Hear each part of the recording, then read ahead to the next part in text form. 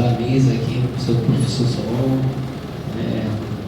parabenizar aí pela performance de ontem, adorei, parabéns. Saudar também do professor Renato, que é uma pessoa que me estima e é sempre uma fonte de inspiração para a gente encabeçar essa área da etnomusicologia, que é uma que eu até acredito aqui ao próprio professor Renato, que foi um professor da UFMA, a descoberta dessa área da música, né? Eu não conhecia e foi aí por intermédio das aulas do professor Renato que a gente acabou tendo esses primeiros contatos com a etnomusicologia, e é uma área que a gente pretende seguir, e o professor Renato, além de ser essa inspiração, é sempre uma fonte também de muita informação para a gente. Então, quero saudar o professor Renato. Bom, eu fui convidado para essa mesa para falar um pouco da experiência, você pode passar? Da experiência musical do Centro de Cultura Negra do Maranhão, numa mesa de etnomusicologia. Bom, aí eu precisei linkar, né, o que a música do Centro de Cultura Negra do Maranhão teria a ver com a etnomusicologia, para eu estar aqui nessa mesa sobre essa temática. Bom, então a minha fala aqui vai ser dentro desse título, né, a música do Centro de Cultura Negra do Maranhão como prática emancipadora. E aí é bom a gente já destacar, né, esse termo ali, né, emancipadora, porque a minha fala vai estar muito dentro dessa perspectiva, né? Então, seria isso. Mas agora, para a gente falar, entender essa música do Centro de Cultura Negra, essa música que é desenvolvida no Centro de Cultura Negra, essa experiência musical do Centro de Cultura Negra, é importante a gente, minimamente, né, apresentar aqui o Centro de Cultura Negra. Pode passar, por favor. Então, o Centro de Cultura Negra do Maranhão é uma instituição, é uma ONG, uma organização não governamental, sem fins lucrativos. Pode botar aqui, por favor. O anterior, vamos chegar lá. Anterior, por favor. E aí, é isso aí. Você senta aqui. Pode ser. Tudo bem. Então, o Centro de Cultura Negra do Maranhão é uma instituição fundada em 1979. Em 1979, e aí é importante a gente situar esse período, né? Período da ditadura militar no Brasil. Então, é fundado nesse período aí, de 1979, e essa instituição é uma instituição ligada ao movimento social negro brasileiro. Isso é importante, né? Porque a característica da instituição, as suas ações, as suas atividades vão estar linkadas a esse perfil da instituição, né? De ser uma instituição ligada ao movimento da sociedade civil organizada, ao movimento social negro brasileiro. Então, ela está dentro desse contexto das formas de organização de luta da população negra, né? Ali como forma de enfrentamento do processo de marginalização dessa população, principalmente a partir da assinatura da Lei Áurea, né? Então, no processo de pós-abolição, a população negra se organiza como forma de enfrentar a marginalização, que é o processo a qual essa população está submetida até os dias de hoje, né? A partir da assinatura da Lei Áurea. Então, tudo que o CCN vai desenvolver para atingir essa missão. Isso é importante, porque quando eu falo todas as linhas de atuações do CCN para atingir essa missão, o contexto musical está presente nesse tudo para atingir essa missão. Percebe? Então, a gente não precisa ler isso tudo ali. A missão do CCN é lutar contra o racismo. Ok? Para resumir esse texto ali. O porquê do CCN existir é isso, né? Do Centro de Cultura Negra existir é isso, é lutar contra o racismo, visando, né, a garantia da população negra em todas as instâncias, né? Educação, saúde, meio ambiente, mercado de trabalho, por aí vai. Tá? Então, aqui é só uma foto do Street View, do Google, né? Da fachada do Centro de Cultura Negra do Maranhão. Esse prédio aqui só rapidinho uma memória histórica do prédio, o tempo é curto. É um prédio da primeira metade do século XIX, de 1821. Esse prédio funcionou o mercado, funcionou aqui o depósito de depósito de pólvoras. É a Casa da Pólvora. Se você for procurar no Google lá, Casa da Pólvora, vai dar nessa fachada. A Casa da Pólvora da província de São Luís. E depois que essa Casa da Pólvora foi desativada, aqui funcionou o mercado de escravos de São Luís. Olha só como é simbólico, né? No prédio onde funciona o depósito de seres humanos, né? O mercado de escravos, hoje tem os seus descendentes, né? Então, meu tataravô estava ali preso há um tempo atrás, né? Para ser vendido, foi no período escravocrata, e hoje eu estou lá para, junto com os meus camaradas, lutar pelos direitos dessa população. Muito simbólico isso, muito forte. Então, quis trazer aí só uma foto da fachada e falar do prédio. Bom, então as ações do CCM estão organizadas e divididas nesses 4 programas, né? Também não vou falar deles todos. Então, o programa de formação, o programa de saúde e meio ambiente, o programa políticas públicas e direitos humanos e o programa cultura e identidade afro-brasileira, que eu acho que nos interessa aqui hoje, né? Então, todas essas ações, como eu falei agora há pouco, elas na verdade são meios, são fios, são estratégias que o CCE desenvolve para atingir aquela missão, que é a luta contra o racismo e tal, que significa inclusive esse processo de inclusão social. Daí a importância lá da gente lembrar do título, né, que eu falo de prática emancipadora, né, a música como uma prática emancipadora do CCE. Aí eu acho que isso aí vai dialogar, eu vou falar um pouco mais na frente, que isso vai dialogar com a etnomusicologia, essa coisa de ter essa perspectiva emancipadora. Então, o programa Cultura e Identidade é um programa que tem como missão a salvaguarda das manifestações culturais afro-brasileiras, e aí desenvolve esses 4 projetos aí. O Bloco Afro Comabu, é o primeiro bloco afro de São Luís do Maranhão, inspirado no Bloco Leve da Bahia, naqueles blocos afro da Bahia, o Ludum, Ilhaí, Muzenza, aqueles blocos afro próprio Filho de Grande, que não é um bloco afro, ele entra na categoria Foché, mas a gente também tem inspiração, até porque nos primeiros anos, lá em 84, a gente ainda não tinha nossas músicas que a gente hoje compõe. Então a gente usava a música do repertório lá do Bloco Afro Ilhaí da Bahia, usava as músicas do próprio Filho de Grande e tal, no nosso repertório. Grupo de dança afro Abanjá, que é o primeiro grupo de dança afro também do estado do Maranhão, de São Luís do Maranhão, fundado também em 85, um ano após o Comabu. A Banda Afro Comabu, que é um formato menor, pega aqueles músicos lá do bloco, né, o bloco Comabu é um bloco, é uma agremiação carnavalesca, né? Então aquele arrastão, né, muita gente, vários percussionistas que compõem a bateria e tal, e aí a gente pega um formato menor e cria uma banda, um formato mais de palco, de show, essa coisa toda, né? Então, Banda Comabu, e tem o projeto A Coerência, que é um projeto destinado para crianças e adolescentes e jovens em situação de vulnerabilidade social, onde a gente desenvolve lá oficina de percussão, dança, teatro, várias linguagens artísticas. Legal? Então, é isso. O que eu quero trazer aqui, para a gente dialogar com a questão da etnomusicologia, é o que está nas entrelinhas, né, dessas ações do Centro de Cultura Negra do Maranhão. O que eu quero dizer com isso? A música que é desenvolvida no Centro de Cultura Negra do Maranhão, nessa perspectiva, não seria um fim, né? A função, o objetivo do Centro de Cultura Negra do Maranhão não é formar um percussionista, né? Apesar de que a gente forma grandes percussionistas que estão aí tocando, né, em outros grupos e tal, e que tem carreira musical, uns tocando, uns cantando, enfim. Mas esse não é o objetivo central. O objetivo central do Centro de Cultura Negra do Maranhão é a inclusão social dessas pessoas que atinge. Então, na verdade, a música que é desenvolvida no Centro de Cultura Negra do Maranhão, na verdade, é uma ferramenta para se alcançar aquele objetivo lá. Então é isso. Aí a gente se pergunta, mas que música é essa, né? Então, como a instituição tem o perfil de ser uma instituição ligada ao movimento social negro, que dentro das seus objetivos tem a salvaguarda e a preservação, a valorização da cultura afro-brasileira, a música que é desenvolvida lá no Centro de Cultura Negra do Maranhão tem esse perfil.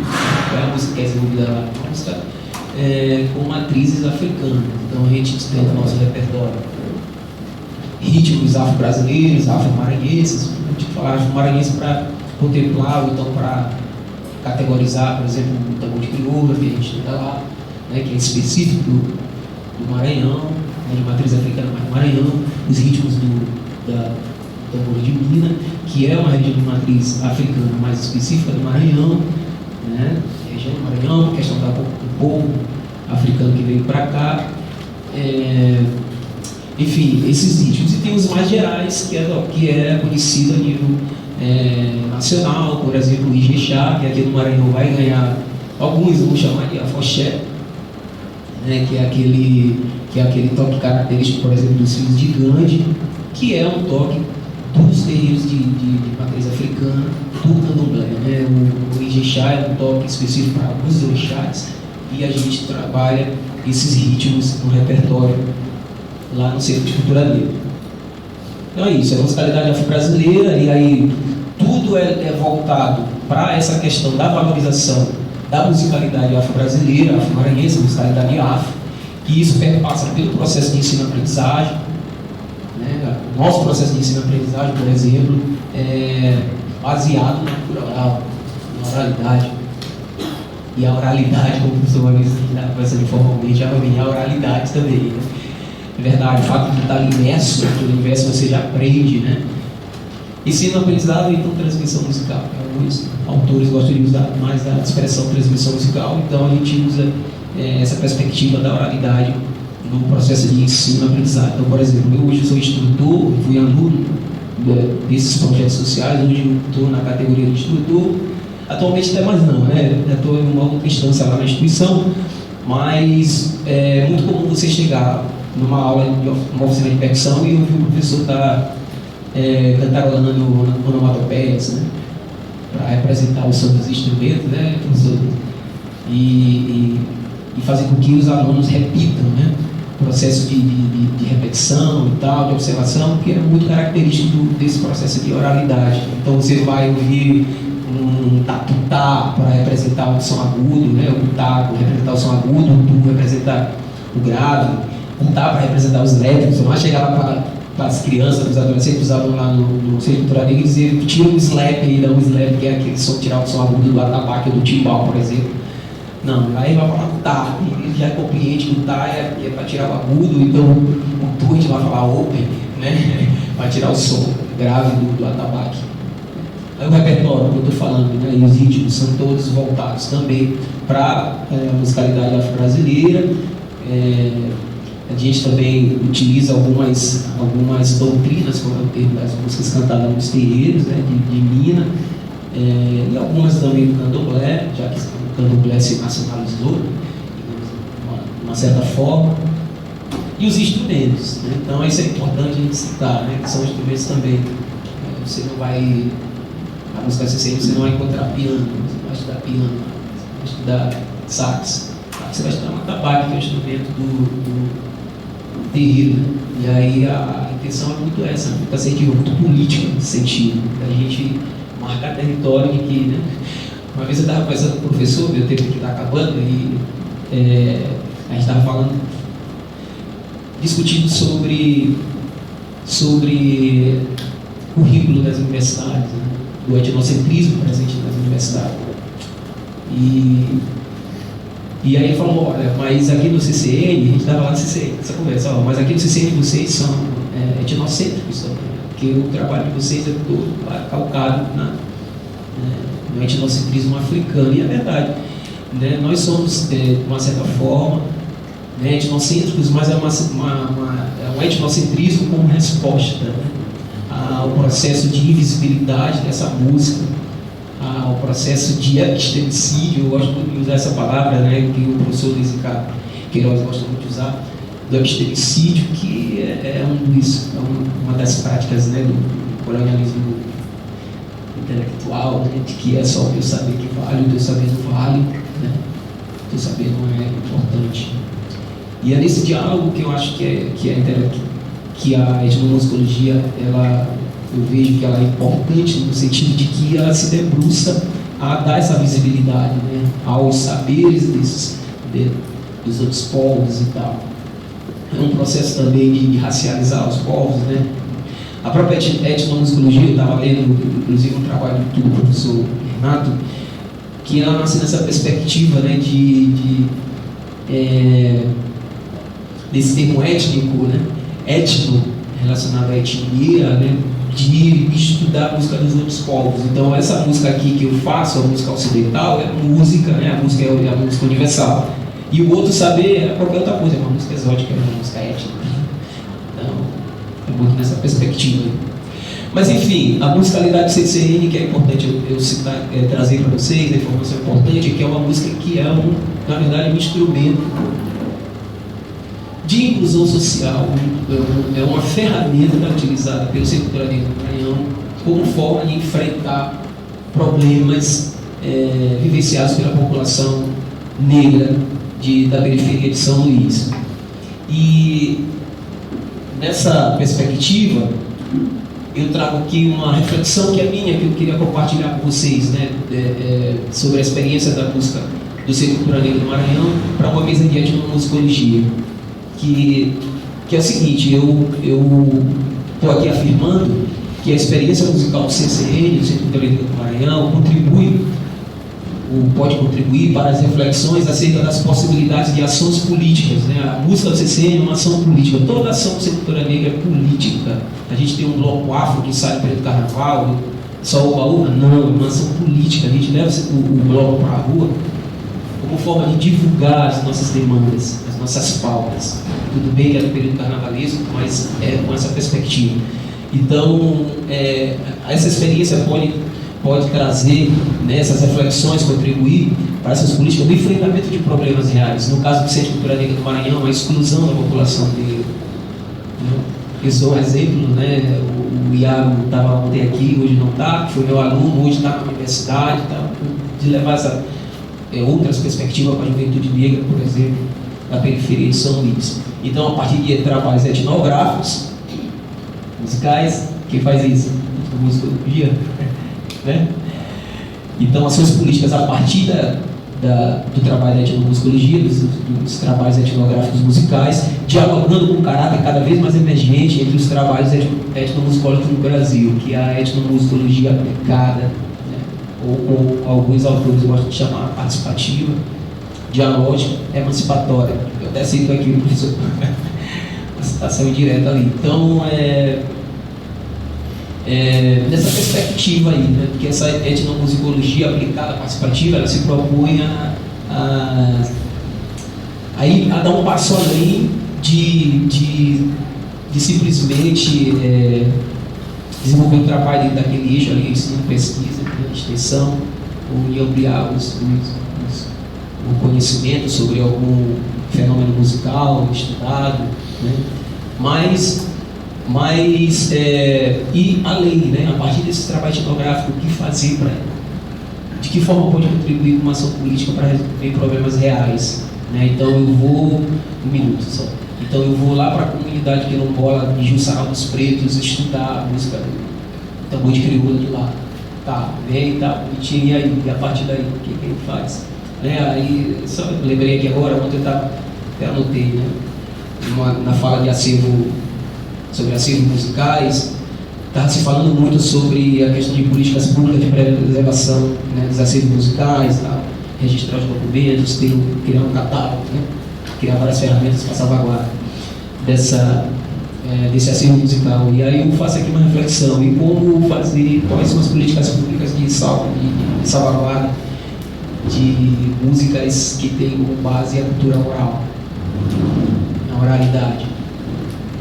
E com os ágrafos, por exemplo, que não tem escrito. Política de salvaguarda dessas manifestações culturais, dessa música, perpassa, professor, acima de tudo, por deixar o povo viver. Salvar o povo. Né, professor? Então, eu vou estudar a música dos Timbiras, né? Eu faço um trabalho de musicológico com a música dos Timbiras, dos Guajajaras, ou dos Cricatis, ou dos Tremembés.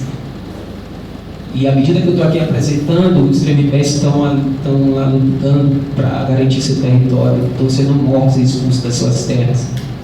Né? As comunidades quilombolas estão sendo atravessada por linha de ferro, porque precisa escoar o minério do Porto do Itaqui.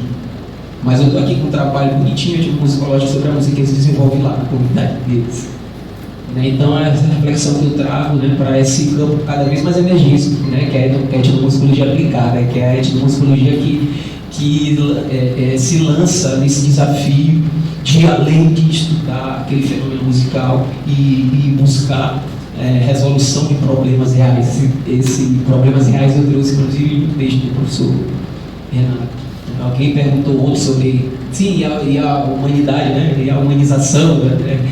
Então, fica aqui o desafio, a provocação, por isso que eu trago aí esse link, né, essa interface de CCM e etnomusicologia, que, repentemente, a prática lá nossa, do Centro Cultural Negro do Maranhão, pode contribuir para essa reflexão, porque é o que a gente faz? A gente faz busca para salvar aquelas crianças, né? Eu tive alunos que eu vi ser assassinados no chão, né? Chegar em casa, botar a mão na cabeça, não estou conseguindo fazer meu serviço não está dando resultado, porque estou lá o dia inteiro com eles e aí, de repente, a gente recebe a notícia que foi assassinado. Então, a nossa perspectiva lá é de utilizar a música não por música, né? Só para formar um exímio tocador de atabaque. A gente quer salvar, literalmente a palavra é salvar essas crianças, esses adolescentes melhores. Então é isso, muito obrigado. Acho que eu consegui concluir o tempo.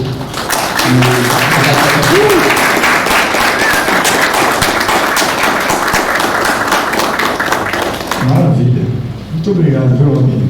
Eu que tenho muita sorte de ter conhecido o Robinho na universidade, quando eu dei aula na UFMA, como professor substituto. O Robinho foi meu aluno.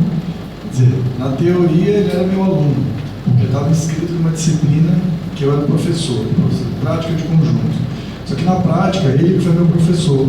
Nós introduzimos na UFMA o tambor de crioula, como prática de conjunto valendo nota. E aí, isso foi meio que uma revoluçãozinha.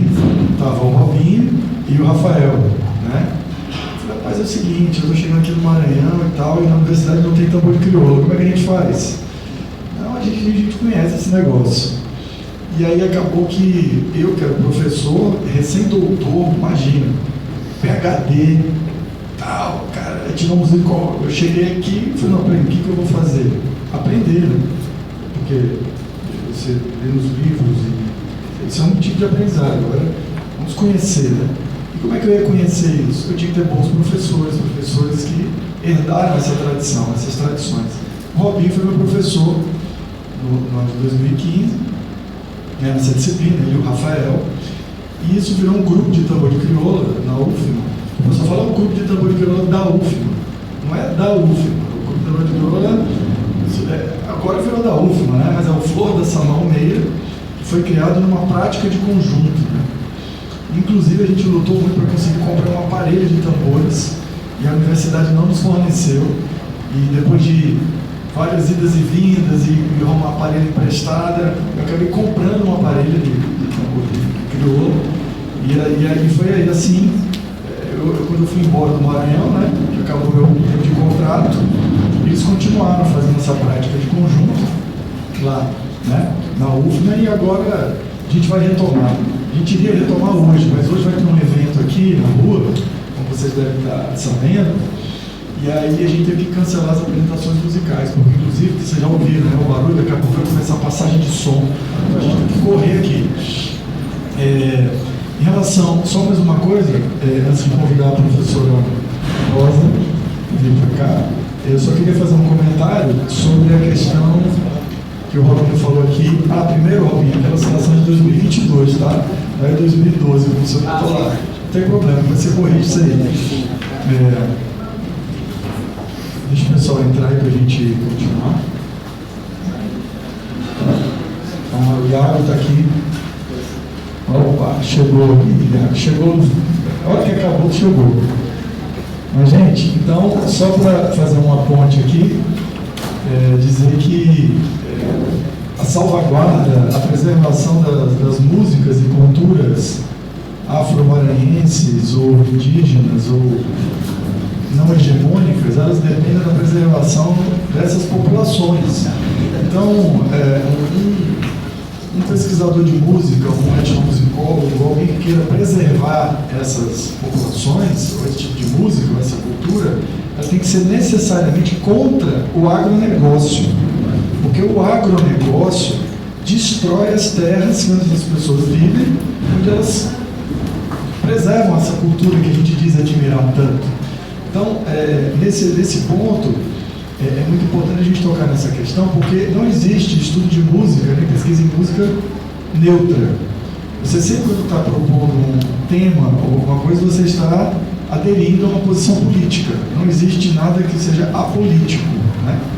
O pretensamente apolítico, ele já assumiu um lado político. E nos estudos musicais, a minha luta, né, e deles também, é de que os cursos superiores de música abracem as culturas, incorporem essas culturas não eurocêntricas, não hegemônicas. Não é que elimine, né? Não é que vai parar de ter aula de piano. Não, continua tendo aula de piano.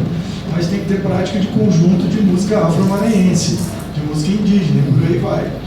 Então, essa reformulação dos currículos é uma luta que, inclusive, eu estou travando juntamente com o Solon na UEMA, e que não estou vendo muita perspectiva de a gente mudar esse currículo, não, porque as pessoas não querem. As pessoas querem um conservatório. O que os cursos superiores de música querem, os professores, em modo geral, eles querem um conservatório. Tá? Então, a preocupação é sempre técnica. Tudo bem, é importante conhecer tecnicamente as culturas musicais europeias. Porém, não vai ficar só nisso, né? Samba de uma nota só. Né?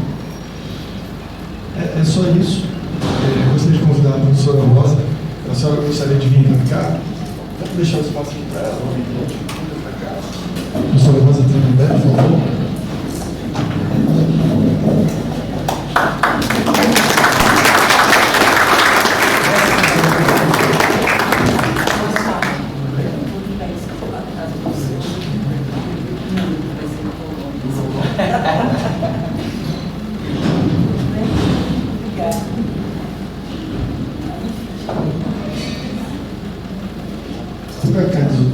Você se confundiu, achou que era na escola do Estado? Não. Porque muita gente nem para lá direto. Gente, boa tarde. Desculpem, está chegando agora. Olha, eu estou vendo aqui. Perdão, eu estou vindo de um outro momento também. Estou vindo do Oasis, onde nós estamos com o Conselho Indigenista Missionário, o CIMI, conversando sobre esse contexto político onde atualmente nos encontramos, né? Que para nós, povos indígenas, é uma perversidade. Gratidão a vocês pelo convite desde já. Vou sentar, não tem um pendrive, vai ser só minha cara, minha voz aqui para falar sobre as nossas maneiras de enfrentar as adversidades, né, que vêm contra nós, as problemáticas, os conflitos que nós precisamos enfrentar. Então, nós, povos indígenas, nós aprendemos a enfrentar os problemas cantando, com o uso do maracá. Esse instrumento, que nossas crianças ainda bebês se mexem, vibram, e quando começam a dar os seus primeiros passos, começam a bater o pé no chão, ao som do maracá. É uma forma da gente se energizar, é uma forma da gente se fortalecer, é uma forma de nos ligar à nossa ancestralidade, à nossa espiritualidade. Então, esse instrumento para nós é de grande valia, e esse aqui, em especial, é feito do coco. Nós, povo Tremembé, nós somos do litoral. Aqui no Maranhão, fomos nós que fizemos os primeiros passos em Lençóis Maranhenses, em Tutóia do Maranhão, Paulino Neves, Humberto de Campos, toda aquela região que para muitos é conhecido como a Rota das Emoções. Emoções por um lado, mas sofrimento por outro lado, para nós, povos indígenas que estamos lá em silêncio. Sou Rosa Tremembé e hoje estou no município de Raposa, lugar de encontro dos Tremembé que vieram daquela região norte, dos Lençóis Maranhenses, Tutóia, como eu já disse, Humberto de Campos, entre outros, todas aquelas cidades circunvizinhas, como também viemos do Ceará. Né? Almofala é o nosso lugar de aldeamento, segundo lugar de aldeamento, e em Tutóia do Maranhão, nosso primeiro lugar de aldeamento, onde fomos aldeados. Sempre fomos povo andante, que circulou para lá e para cá em liberdade, mas veio o invasor e disse: vocês têm que ficar aqui. E aí, vamos aldear esse povo. E foi assim, uns não conseguiram fugir, outros fugiram. E aqueles que se submeteram, deixaram lá as suas raízes, que é a nossa ancestralidade. Pergunta-se em Tutóia: cadê os Tremembé? Alguém vai dizer: Tremembé? Eu não sei. Você não é Tremembé? Tem tudo, né? Você não é Tremembé? Não. Quem era Tremembé? Era a minha avó, a minha bisavó. E você? Não, eu não sou. Por que não? Não, isso aí é do passado. Então, houve um silenciamento profundo. E meu pai, Duval Tremembé, ele traz uma história, uma comparação, que ele diz o seguinte: se você plantar uma bananeira, vai nascer dali o quê? Bananas. E ao redor ali, os filhotinhos, os filhinhos, pezinhos de banana.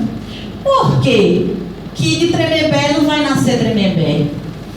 Tem aí um questionamento. Como assim não? Eu não sou Tremembé. Então, incutiram na cabeça de muitos povos indígenas que indígenas eram aqueles que ficaram no passado. E os que estão têm que esquecer isso aí, porque a vida para frente agora segue e você não é mais indígena não, porque se você usa um computador, se você toca um piano, se você cursa uma universidade, se você faz um doutorado, enfim, dirige um carro, tem um computador, você não é mais indígena. E aí é um preconceito contra nós, povos indígenas. Então, não somos seres humanos? Não temos inteligência, não temos capacidade, querem nos comparar até a forma de escrever. Aí não questionam o estilo, da forma como os portugueses chegaram e fizeram aquela carta bonita para Pedro Vaz de Caminha, com aquele estilo linguístico. E nós temos que ficar no mesmo? Querem nos ver nus na rua? Tu não é índia não, porque se tu fosse índia tu estava nua. Ou então toda coberta de pena, morando numa obra, comendo peixe cru. Gente, todos nós somos seres humanos dinâmicos, a vida não para.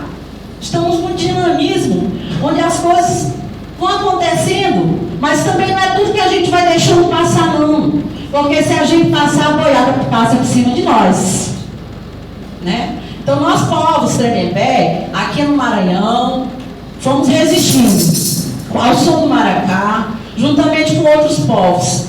Fazemos parte dos povos em retomada no estado do Maranhão, porque diziam que nós não existíamos mais. Procura o Tremembé lá no Wikipédia, está lá escrito: assimilado ou não existe mais. Olha eu aqui, sou o quê? Eu sou resistência, eu sou raiz resistente, assim como o meu povo é raiz resistente. Quiseram nos calar, nos matar em frente de canhões, nos matar de tudo quanto é de forma possível e impossível. Nos perseguiram até outros estados, como o Ceará, foram bater as margens das praias de Jericoacoara, lá onde nasceram outros parentes meus. Já ouviram falar de Jericoacoara? Ceará? Pois é, somos de lá. Tem tias que nasceram lá, na caminhada do vai e vem, do pra lá e pra cá, na resistência. Ah, não tá bom aqui? Pois então vamos para ali. Então, a música é o que nos mantém em pé. E quiseram nos tirar para nos ensinar que espiritualidade é você ter uma igreja, é você rezar de joelhos no chão. E aí eu conto para vocês uma história pequenininha, onde as mulheres Tremembé, naquela época de aldeamento, elas eram colocadas dentro da igreja para aprender o terço. E aí deixavam elas sozinhas lá dentro, rezando o terço. E elas pegavam as crianças e montavam ali para fora e diziam assim: meninos, fiquem olhando se vem alguém. Porque enquanto isso nós vamos ficar aqui, cantando o torém. Torém é o nosso ritual sagrado. E enquanto não vinha ninguém, elas estavam lá escondidas, cantando o torém. Aí vinha um menino, chegava: mãe, tá vindo alguém. E a Ave Maria, cheia de graça, o Senhor é convosco, né? Aí começava de novo as orações, porque era uma forma de querer nos calar. A igreja fez essa imposição também contra nós, povos indígenas. E a gente foi resistindo, a gente usava esses momentos de estar só e fazíamos as nossas estratégias de resistência para continuar vivendo, para que o torém, que é esse nosso ritual sagrado de cantar a música em celebração, da alegria e também da luta. A gente também luta com o maracá. Quando nos colocamos em frente ao tribunal de justiça do Maranhão para dizer que Tremembé não morreu, Tremembé existe e quer sua demarcação de terra, cantando com o maracá, nós estamos fazendo resistência. Quando a gente pega o maracá e viaja para Brasília e fica de frente ao Supremo Tribunal, a gente está lá fazendo resistência junto com outros companheiros, junto com outros parentes de outros povos, nos fortalecendo através da nossa musicalidade. Porque isso aqui não é apenas um cantar simples, cantar por cantar, tocar por tocar. Aqui é espiritualidade, aqui é energia, aqui é fortalecimento, aqui é cosmologia. Aqui é tudo aquilo que vem para nos engrandecer, nos fortalecer, dar força para a gente continuar essa resistência que é importante para nós. A gente está nessa caminhada enquanto se quer passar a boiada, enquanto se quer tomar os lugares que nos pertencem, a nós povos indígenas, né? Colocando as linhas eólicas. Não, isso a gente fica se perguntando: energia limpa? Para quem é energia limpa? Para onde vai essa energia limpa que nos suja? Que mata as abelhas, que matam as gaivotas, que matam os passarinhos, que levam para bem longe os peixes, que deixam a cabeça daqueles moradores que estão ali, pertinho daquelas torres eólicas, a cabeça louca, porque mexe com os neurônios das pessoas, né? Então, pensam que é desenvolvimento e dizem: nós precisamos trazer desenvolvimento para o Estado. Desenvolvimento a troco de quê? Quem vai ganhar com o desenvolvimento? E nós, povos indígenas e comunidades tradicionais, povos quilombolas, ribeirinhos, quebradeiros de coco, onde ficamos? Como? Estão fazendo cerca para impedir que as pessoas vão pescar. Nós, indígenas Tremembé, somos povos do mar, conhecidos como tubarões, peixes humanos, peixes humanos, devido à afinidade, àquela vivência com o mar. O povo indígena Tremembé, eles tinham uma facilidade muito grande de ficar debaixo d'água por algum tempo, escondido, enquanto o invasor estava ali à sua procura para matar. E aí, por isso o nome Tremembé, porque estavam escondidos debaixo dos tremendais, que é aqueles tipo pântano, né? A água ali, e muita planta ali, ele ficava debaixo, se escondendo, enquanto aqueles que queriam persegui-lo, matar, saíam fora. Depois ele emergia e pronto, vamos respirar. E isso, hoje, esse querer nos matar afogados, ele está constante. Quando nos tiram os direitos, quando querem passar uma borracha na Constituição Federal, quando querem deixar que exista a 169, né? que são leis, legislações que vêm garantir para a gente direito. E aí nós usamos a música para nos sustentar, para nos fortalecer, para nos energizar e dizer para os outros que nós continuamos existindo e resistindo. É importante para nós esse momento de fala, esse espaço de fala. Trago aqui gratidão ao povo, do povo Tremembé, a vocês que estão organizando esse momento, não somente ao povo Tremembé, mas também me direciono esse dizer da gratidão a todos os povos indígenas do Maranhão que estão em suas terras, tentando salvar sua floresta, tentando salvar seus territórios, mas estão com uma bala mirada para suas cabeças. Não é brincadeira. Eu não estou contando histórias da carochinha. São histórias reais. Muitos dos nossos foram assassinados. E é o risco continuar morrendo. Gravíssimo. Que nós possamos nos encaminhar para caminhos que nos levem à paz, à tranquilidade, porque são 500 anos de resistência e nós estamos cansados. Não é fácil. Não é fácil quando vem outros que se dizem melhor do que nós. Nós não queremos ser melhor do que ninguém. Somos o que somos, só queremos viver. Né? E aí chega, invadem nosso território, tiram, despejam mesmo, vão embora. Ameaças, mortes, tomam de conta mesmo dos territórios, invasão mesmo, colocam aqueles marcos, inventam que é deles, como se fossem deles há muitos anos, né? De outros que não são nós, os povos indígenas, lugares que a gente busca para que sejam demarcados nossas terras. Chega um outro e vem e compra, loteia, faz um lote, né? Vende para outro, quer ganhar dinheiro às custas das terras. Nossos rios acabando, então, as nossas praias cheias de lixo, enfim. Não é muito bonito contar essa história. É triste, porque somos nós que passamos na pele todo esse sofrimento de preconceito contra a nossa existência. Querem nos exterminar mesmo. É a campanha, é o projeto de morte que veio para nos exterminar, para acabar. Está aí nas televisões, nos telejornais, nos jornais escritos, na mídia, na internet, tudo, enfim. Está presente essas denúncias e parece que as pessoas não percebem o risco, a gravidade do risco. Desculpem eu estar falando isso, mas isso faz parte da nossa vida, faz parte da nossa existência, né? Eu já estou com quantos minutos? Tá, tenho 5 minutos, o que é que eu faço?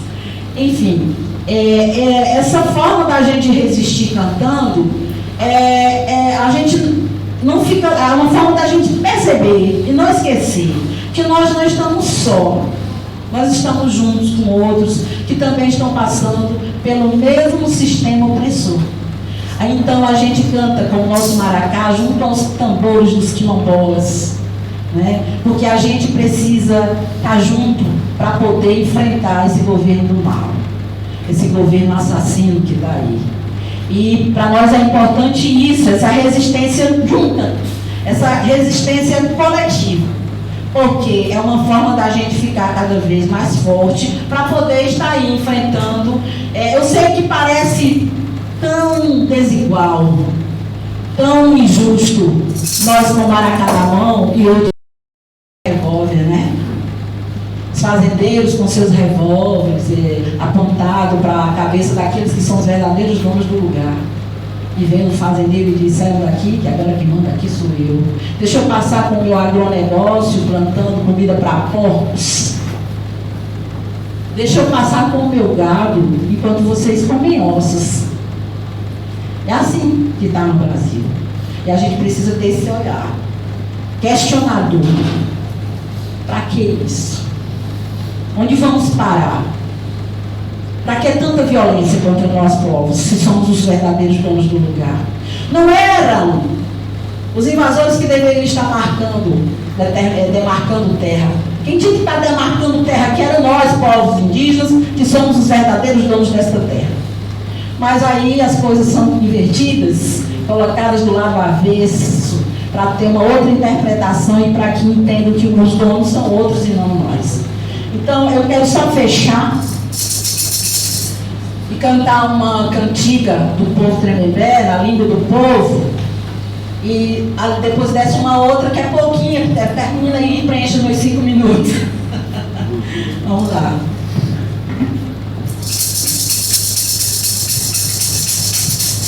Purai, purai, anedite, examangira, bengue, o gurari, gurari, bengue, examangira, o bengue, examangira, o bengue, o jande, kogira, gurari, na purana, o jande. Ojande, Kogira, Gurarip, na Purana, Ojande, Ajo, Mangira, Ajo, Mangira, Ajo, Mangira. E tem uma outra, a gente canta lá de frente do Supremo, que canta assim, ó. Pisa ligeiro, se não pode com a formiga, não assanha o formigueiro. Pisa ligeiro, quem não pode com a formiga, não assanha o formigueiro. Quem não pode com a formiga, não assanha o formigueiro. E quem não pode com a formiga, não assanha o formigueiro. Pisa ligeiro, quem não pode com a formiga, não assanha o formigueiro. Pisa ligeiro, quem não pode com a formiga, não assanha o formigueiro. E quem não pode com a formiga, não assanha o formigueiro. E quem não pode com a formiga, não assanha o formigueiro. Aí a gente traz a natureza para mostrar. Se não pode com a formiga, se não pode com o índio, não assanha o formigueiro, não assanha seus guerreiros. Não pode mexer com um, porque se mexer com um, mexe com todos. Gratidão a vocês pela atenção.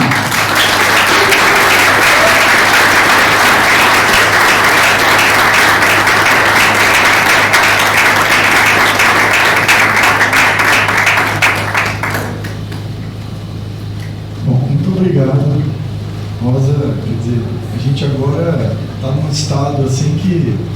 E agora o professor Solon vai ter que falar. Boa sorte. Boa sorte. Depois disso, agora vai. Mas não, assim que você é guerreiro, se você não é indígena, você é guerreiro também. Né? E o que eu posso dizer?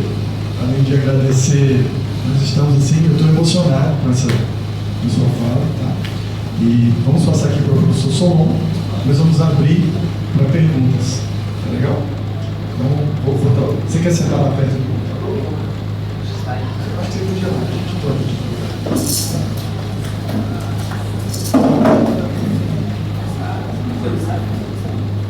Assim, tá bem.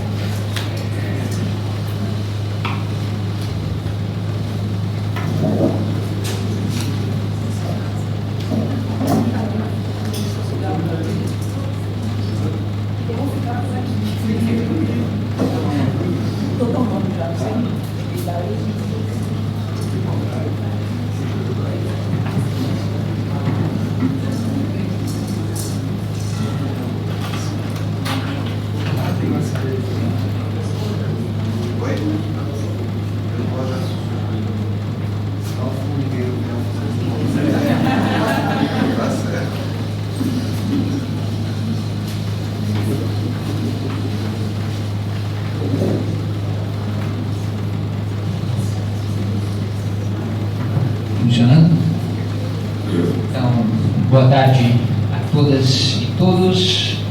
Uma alegria aqui, uma honra estar dividindo essa mesa, né?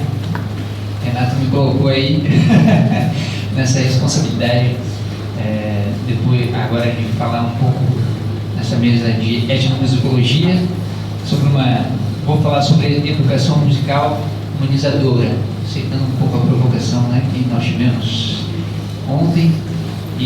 Mas assim, né, a gente já viu exemplos ativos de uma educação musical humanizadora, com a professora Rosa, com o Robinho, Então, vou trazer um pouco esse lado da academia aqui. Primeiro, nós temos que pensar que educação musical nós queremos, né? E Galon, ela coloca que uma educação musical de excelência é necessariamente uma educação musical humanizadora. E somente uma educação musical humanizadora ela vai trabalhar aspectos, né, de ouvir o outro, de respeitar a cultura do outro, de estabelecer esse diálogo. E para que o estudante, né, ele não seja apenas um receptor, mas que ele seja um produtor de cultura.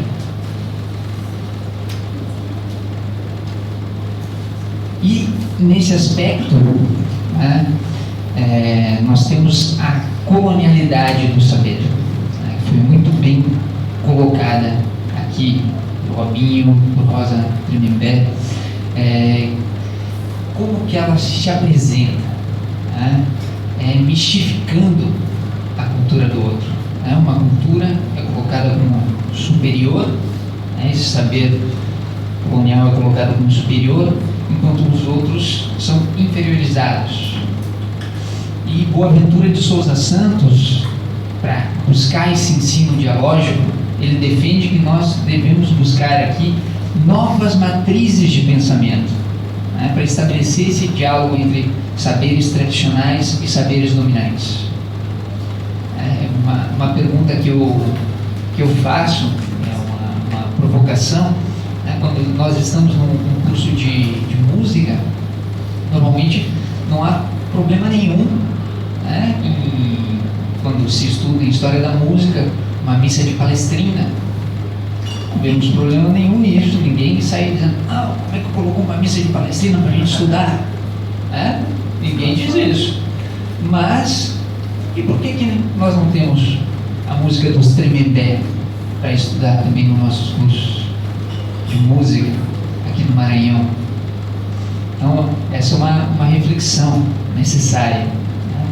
E o Rubato, o que ele coloca é que somente quando, né, as partes estão igualmente postas e autorizadas, sem uma hierarquização, é que nós temos o diálogo, e somente através do diálogo é que todo o potencial do conhecimento estará disponível. Então aqui nós vemos a importância de pensar outras matrizes, a partir de outras matrizes de pensamento, no nosso ensino.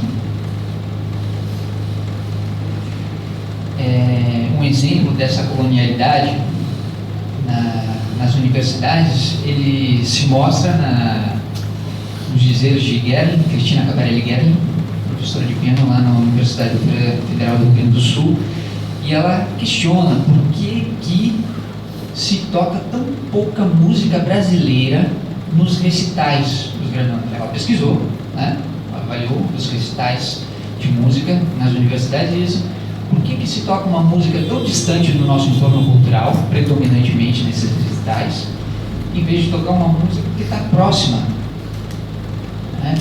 E isso, né, é um dos paradigmas postos por essa colonialidade. Carlos Walter Porto Gonçalves, importante geógrafo, no livro A Colonialidade do Saber, ele mostra que esse saber colonial, ele se quer dizer um saber atópico, um saber sem lugar, um saber universal. E aí ele cita exemplos didáticos, muito diretos. Ele coloca da nossa vivência hoje em dia, né? Na internet, nós percebemos, né? Aqui no Brasil, o site no Brasil vai ser .com.br, o site na Argentina .com.ar, mas tem um determinado país que vai ser só .com. Então, essa questão econômica, né, de um não lugar, de um lugar que se quer universal, de uma cultura que se quer dominante perante as outras, ela está posta aí. E no Brasil, um outro exemplo prático que ele traz, carente para nós aqui no Nordeste, ele cita: nós temos o nordestino, Nós temos o nortista, mas alguém já ouviu falar de sudestino ou centro-oestista? Não, né? Porque são regiões economicamente dominantes, né? O polo industrial e financeiro, né? Da economia financeira, hoje são essas grandes organizações financeiras que mandam no mundo, né? E do agronegócio, né? Esse agronegócio que tanto mata e desmata nesse país. Então, aqui alguns exemplos, né? Práticos dessa decolonialidade, também estudada por Luiz Queiroz, em recente artigo, e ele segue tratando disso, né? Mas em 2020 publicou um artigo citado também por Robinho, que ele avaliou os currículos das universidades e ele mostrou a presença dessa colonialidade do saber nesses currículos, né? Que nós precisamos lutar para mudar, né? E vamos ver mais adiante ainda. E na música, como isso se manifesta? O professor Renato já falou, né? Esse modelo conservatorial, centrado muito em formações históricas, repertórios de grandes compositores, como assim? Os compositores, aqui no Maranhão nós não temos grandes compositores também, como nós vimos citados ontem na mesa, pelos professores, na mesa de choro. Esses grandes compositores devem estar presentes, com certeza, né? Mas são grandes compositores desse espaço atópico, desse não lugar, né? Desse saber que se quer universal. Então, essa crítica aqui, colocada por Figueiredo na sua tese de doutorado, né? Ela reverbera no que Carter coloca e apontando soluções. Então, se nós queremos superar esse modelo, o que nós precisamos? Nós precisamos trabalhar aqui, como ele coloca, a questão da liberdade, da sensibilidade. Percebam como o que ele coloca aqui reverbera no primeiro slide apresentado sobre uma educação humanizadora. Então, se nós queremos romper esse paradigma colonial, se nós queremos trabalhar a partir de uma perspectiva decolonial do conhecimento, né? Essa formação que construa o diálogo e construa a autonomia do estudante, ela é fundamental. Ainda Carter aprofunda, né, que essas questões de identidade, de alteridade, né, do diálogo de saberes consagrados com saberes construídos com os estudantes em sala de aula. Eu estou vendo alguns estudantes aqui que estão comigo na UEM e eles já devem ter percebido, né? Que na aula a gente trabalha como? Através da composição deles em música em conjunto. Eles estão compondo e o conhecimento vem através da criação musical que eles estão fazendo. Outros estudantes que estão comigo aqui em elementos básicos da música, quem é que dá aula a maior parte do tempo? São eles. Eles trazem, né, a questão da sala de aula invertida, da gente trazer o estudante para colocar o conhecimento e trazer os questionamentos, e a partir daí a gente formar esses métodos ativos, né? Paulo Freire coloca de uma maneira muito importante que todo o processo educativo é uma teoria do conhecimento colocada em prática. Paulo Freire, que é o terceiro autor mais citado no mundo acadêmico, né? A Universidade de Londres realizou essa pesquisa no Google Acadêmico, fez o levantamento, e Paulo Freire, em todo o mundo, é o terceiro autor mais citado no planeta. Então, vemos pessoas hoje querendo atacar, agredir, desqualificar, né, o patrono da educação brasileira. Nordestino, né, pernambucano. Então, mas esse Nordeste sem essas fronteiras, né? Esse Nordeste que hoje é, sem sombra de dúvidas, o coração do Brasil, que pulsa essa resistência.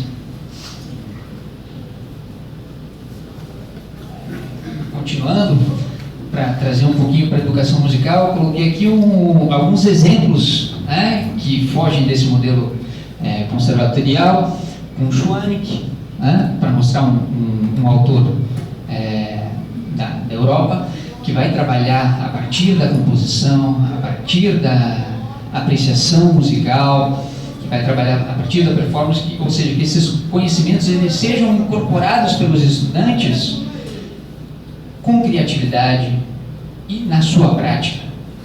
E nós temos no Brasil Letieres Leite, que é um exemplo também excelente, através da roda Panto, essa roda através da matriz africana de conhecimento, na qual todos se colocam como partes iguais, né? Não há uma distinção, e através do UPB, Universo Percussivo Baiano, né? Essa metodologia ativa brasileira, nós precisamos trabalhar cada vez mais para estabelecer esse diálogo tão necessário. E eu trouxe também um exemplo aqui prático. Vai ser o som, será? Não, mas eu vou ter que ligar ele rapidamente. Valeu, Cavô. Um exemplo prático aqui, né, de do que precisa estar presente cada vez mais nos espaços e por quê nesses espaços da universidade, no espaço de construção do conhecimento, de debate com a sociedade, a universidade reafirmando a sua função social.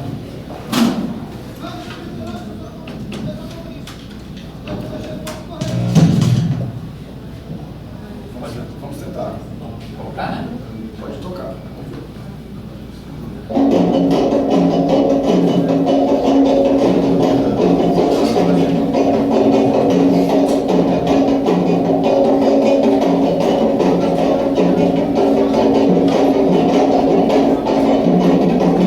Este é um ato público, político, cultural, artístico, em defesa da universidade pública, gratuita, inclusiva e de qualidade.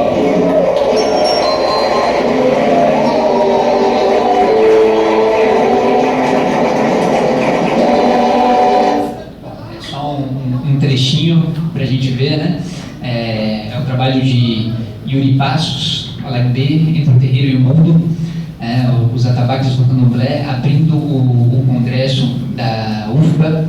Foi de arrepiar, estava lá presente, foi maravilhoso, né? Esse espaço, essa universidade foi construída com sangue indígena, com sangue negro, né? Recebendo realmente as pessoas que construíram esse país.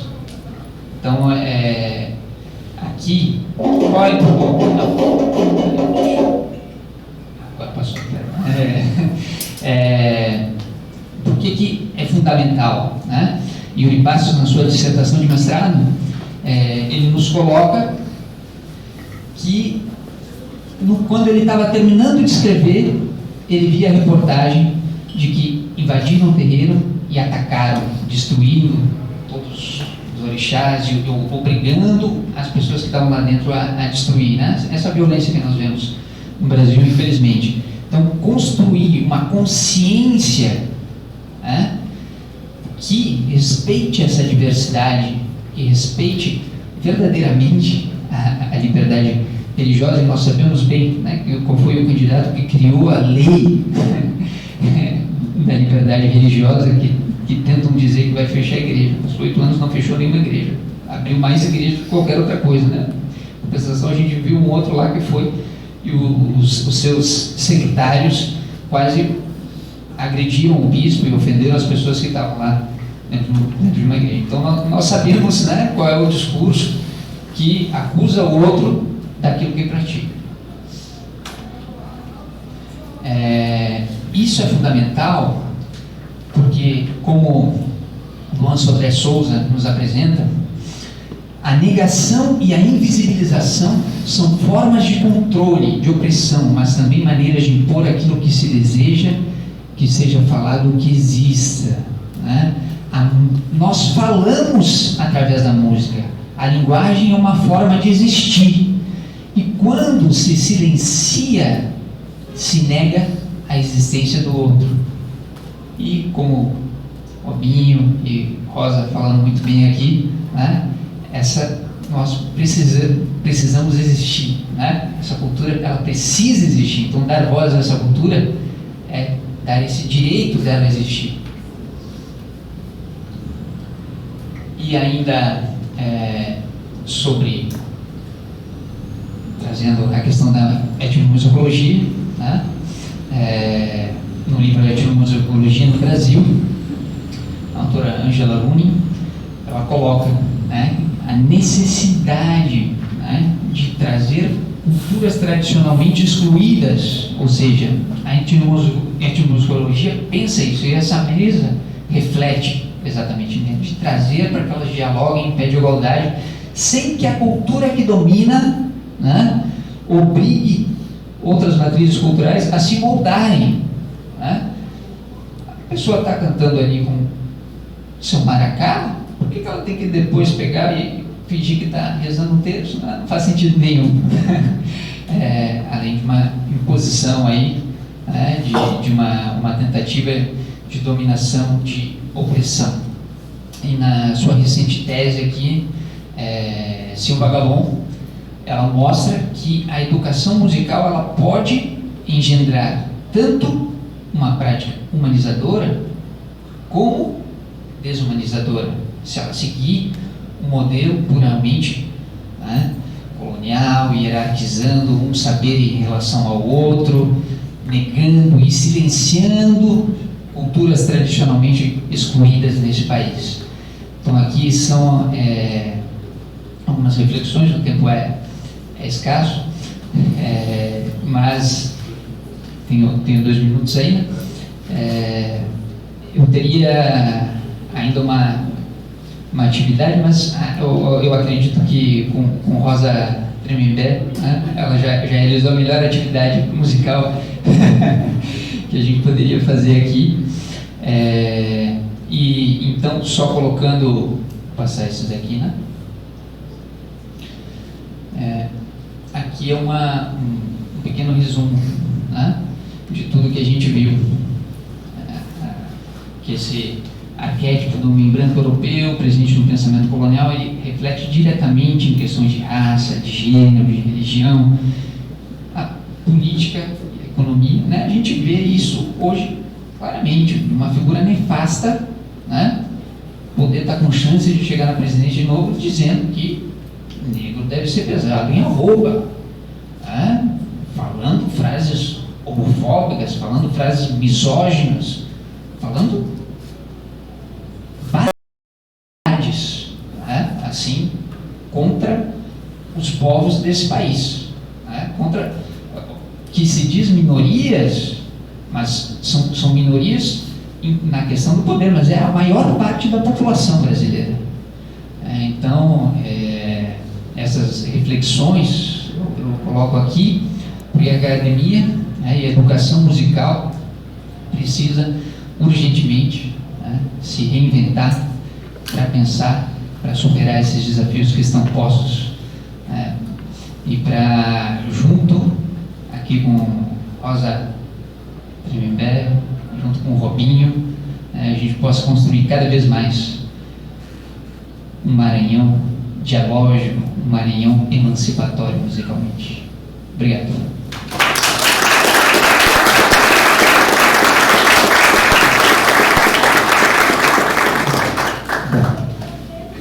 Meus parabéns, Wilson. Conseguiu acrescentar muito ao nosso debate aqui. Agora, vamos abrir para alguns minutos de pergunta, né? Eu acredito que vocês queiram fazer pergunta aos nossos participantes aqui. Alguém gostaria? Será que você quer que eu leve o microfone? Talvez seja uma boa, né? Não, eu posso perguntar da primeira.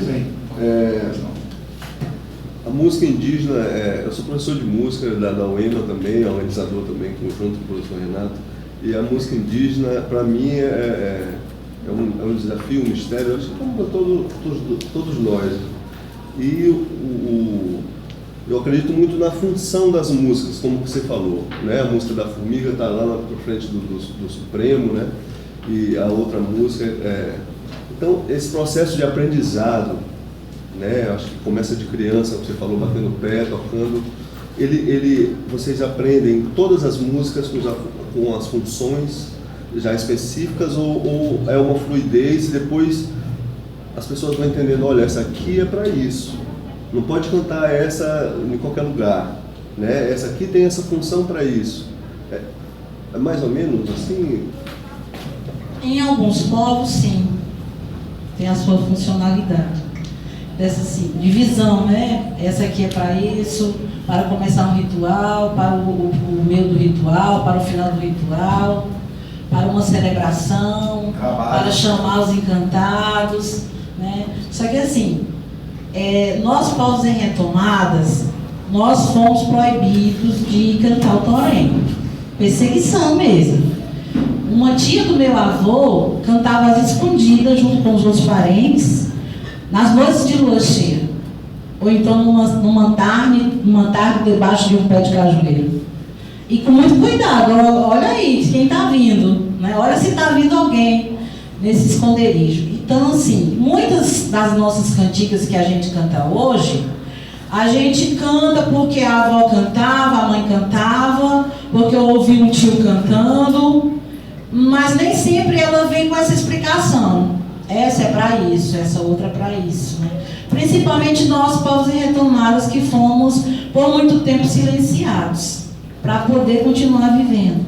E aí eu trago a frase de um pajé nosso, pajé Luiz Caboclo, ele diz o seguinte: por muito tempo, para continuar vivendo, a gente teve que calar. Hoje, para continuar existindo, a gente tem que falar ou cantar, né?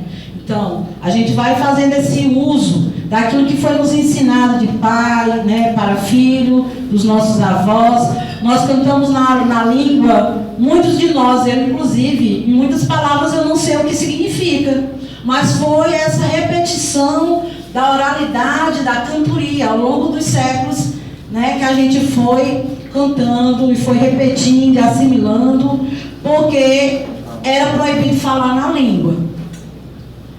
O povo Tremembé, povo litoral, ele passou por muito tempo interagindo com o homem branco, né? Nós somos povo do mar. E aí, se alguém dissesse uma palavra que não estava no vocabulário, lógico que estava, daquele que é o invasor, que estava impondo uma língua, ele dizia assim: está falando errado, não é assim que você tem que falar. É assim, aí tinha que dizer, ela dizia lá a palavra que tinha que ser dita, né? Então muitos até travavam na língua e por rebeldia. A gente tem um português que é só nosso. Muitas palavras que a gente diz só nós entendemos, né? Então na língua, isso é uma forma de se rebelar. Quer que eu diga um português, mas eu vou dizer um português do meu jeito. Tu rai, tu rei. Daí para lá. É uma forma de rebeldia mesmo, de não aceitar essa imposição daquilo que nos vem, que é goela abaixo. Não pode, a gente não aceita. E Tremembé foi muito rebelde durante os séculos, porque era perseguição, cima de perseguição, não à toa, assim como outros povos chamados de tapuias, bicho do mato, brabo. Nós somos simpáticos, mas não mexa com nós não. Então, amigo, é assim, foi dessa maneira. Infelizmente houve uma violência muito grande contra nós povos, e esse jeito até de cantar uma cantiga na língua, que talvez alguma palavra que vai sendo dita nem seja aquela lá dos nossos ancestrais, mais parecida, enfim, porque foi essa história do telefone sem fio, né? Que um canta de um jeito, vai passando para o outro, às vezes permanece do mesmo jeito, outras vezes há um corte e uma interpretação diferente. Mas enfim, a gente canta, o importante é a gente cantar, estar na roda, exaltando a natureza. Muitas das nossas músicas é exaltação à natureza e pedindo força à nossa ancestralidade para a gente continuar resistindo. É isso, obrigado. Obrigado.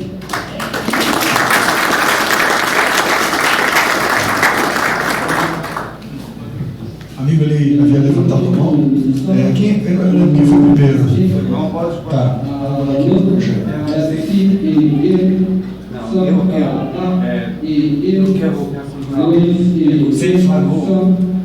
você falou sobre a colonialidade. Sim, eu me lembro sobre a história da música aqui no Brasil, que existiu uma geração, a primeira geração do nacionalismo, a segunda geração de nacionalismo. Semana de Arte em São Paulo proclamou uma música nacional também. Eu estou com dificuldades com uma música nacionalidade que não quer elementos de fora, dentro. E às vezes eu estou preocupado com isso, que não são elementos, por exemplo, como Villa-Lobos trabalhou conjunto com Vargas. Eu acho uma história complicada. Em caso, nós falamos sobre decolonialidade. O que significa isso? Bem, contra a internacionalidade. Decolonial, né, é um termo utilizado. Decolonial, né, é um termo utilizado para se contrapor à colonialidade, né? Então, aqui nas Américas, diferente de como foi a construção lá na Europa, nós éramos, aqui na América do Sul, especificamente no Brasil, nós éramos uma colônia de exploração, né? Então, aqui como Rosa trouxe muito bem, né, houve um processo de imposição cultural, né? E não se trata de não querer que deixem de existir elementos de culturas de outros países na universidade, ou elementos de culturas de outros países no ensino musical, mas se trata sim de colocar em pé de igualdade culturas que tradicionalmente são silenciadas por razões, né, que nós sabemos muito bem as quais, porque existe uma política de extermínio desses povos, né? Quando você analisa os dados estatísticos e você observa quantos jovens negros são assassinados no Brasil, você percebe que existe uma política de extermínio do povo negro no Brasil. Quando você analisa as informações desde o período colonial e observa o que foi praticado contra os povos originários desse país, você percebe que também existe uma política de extermínio colocada em prática. Então, dar voz a essas culturas não significa de forma alguma dizer que não pode ter nada do outro e não sei o que, não. É simplesmente se contrapor a essa opressão que está posta na sociedade.